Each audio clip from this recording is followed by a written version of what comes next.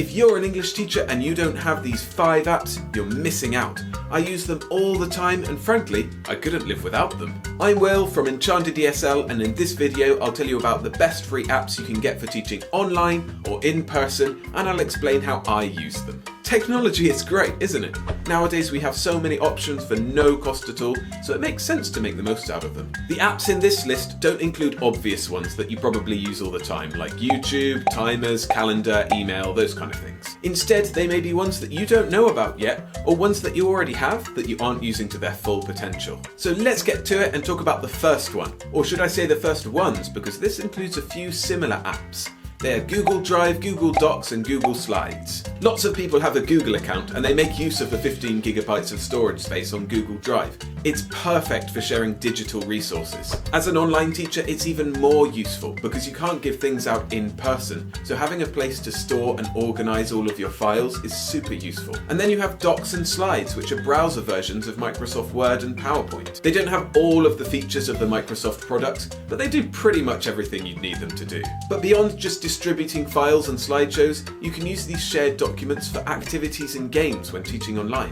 If everybody is looking at a shared slides presentation, it becomes kind of like a whiteboard. Students can highlight and edit things, and you can supply useful images and diagrams. Games like folding stories and secret messages wouldn't normally be possible in an online class, but with a bit of setup, you can play them using Google Docs. If you're an in-person teacher like me, these Google apps are just a really great way to store digital resources. I use it a lot when preparing students for exams because I can share practice papers and audio files for them to do at home. And I usually use it in tandem with the second app on this list, Google Classroom. Some of your students may shudder at the sound of Google Classroom because it was used extensively when everybody was stuck at home in 2020. But there's a reason why people used it so much. It's great. Classroom works a little bit like a social media feed.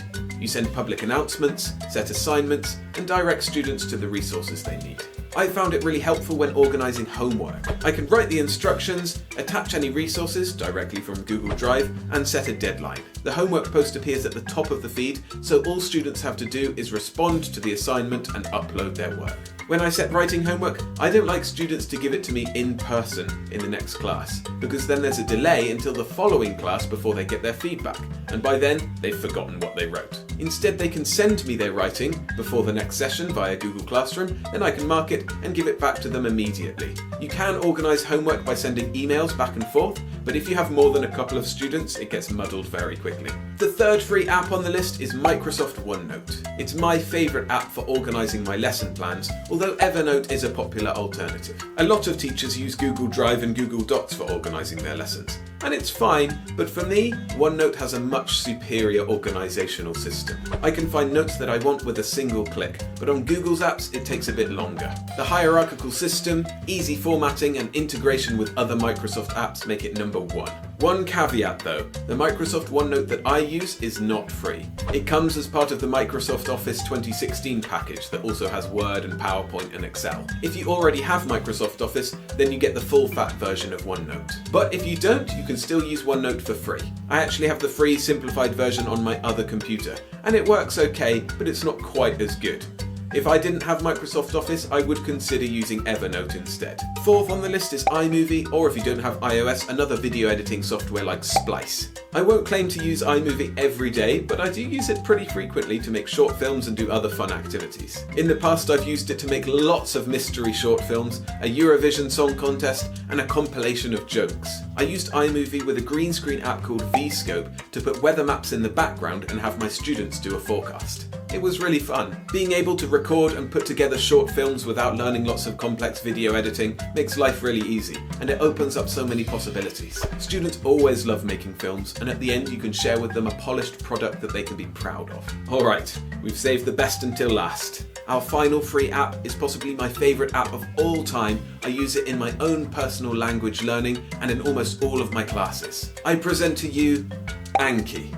Anki is an automated spaced repetition flashcard app which is perfect for learning vocabulary. It has fully customizable multimedia flashcards which you can use for learning new words or grammar structures. But it's not just a place to store flashcards. It shines with its spaced repetition algorithm. When you use it regularly, it figures out when you're going to forget something, and at that moment it gets you to practice it. For long-term memorization, it has no equal.